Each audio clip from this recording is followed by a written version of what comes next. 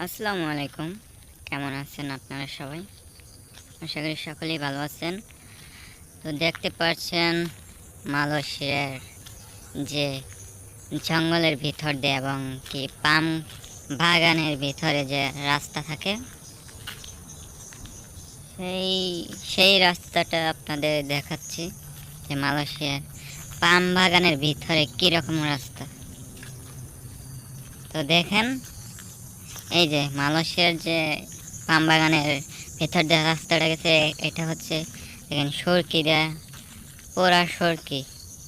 আর এদের সেই 100%-এর মধ্যে মনে করেন 95%ই পাথর আর পাথর, মাটি একদমই নাই, নাই বললেই চলে। তো এই দেখতে পাচ্ছেন ঘাস, এগুলো গাছ থাকলে কিন্তু বাংলাদেশে গরুর জন্য কেটে একবারে সাফ করে ফেলতো। তো এখানে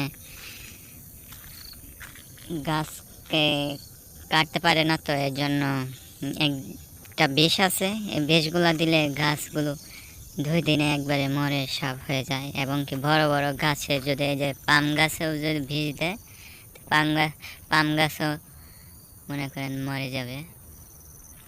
আর দেখেন এই যে পাম গাছ, অনেক বড় বড় পাম গাছ। এখানে অনেক পশু আছে, যেমন ভাদর, এরপরে শিয়াল, এক জাতের বিড়াল আছে, নামটা আমার আসলে মনে নাই। তো ভয়ঙ্কর আছে, আর অনেক বড় বড় সাপ থাকে। তো সাপ এখান দিয়ে মাঝে মধ্যে বের হয়, ঠিক আছে। আর এই দেখেন কলা গাছ লাগিয়েছে বাঙালি ভাইয়েরা। এই দেখেন কলা, একটু জুম করে আপনাদের দেখাই। আসলে এগুলার মাঝে যাওয়া রিস্ক, দেখা যায় নাকি জানি না। তো জঙ্গলের ভিতরে যাওয়া অনেক রিস্ক। তো আপনাদের আরেকদিন দেখাবো ওই আদার বাগান। আসলে আদার বাগান আমাদের দেশে কমই। তো আদার বাগানটা কীরকম দেখতে, কীরকম লাগে, এটা আপনাদের দেখাবো একদিন। তো আমার নতুন নতুন ভিডিও পাওয়ার জন্য আপনারা ফলো দিয়ে রাখবেন পেজটার মধ্যে। ভালো থাকবেন সবাই, সুস্থ থাকবেন। তো আপনাদের আরেকটু দেখাই আমি নিয়ে।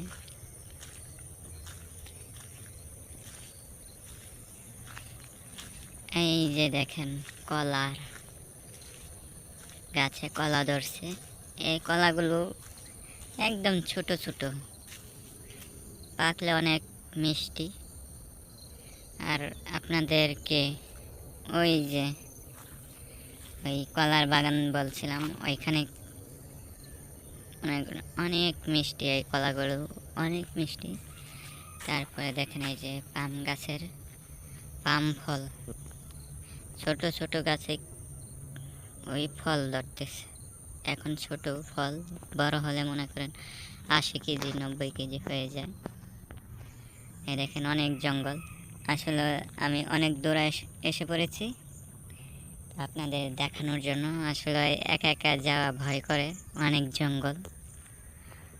তো এখানে আবার কিছু, যেমন বাংলাদেশে ছিনতাইবাজি, ছিনতাইকার, এগুলো মালয়েশিয়া অনেক। তো এখান দিয়ে অনেক ফ্যাক্টরি আছে, ভিতরে ফ্যাক্টরি আছে অনেক জঙ্গলের ভিতরে। এরপরে শাকসবজির চাষ করে। তো আপনাদের আরেকদিন নিয়ে যাব, তো সাথেই থাকুন। আসসালামু আলাইকুম।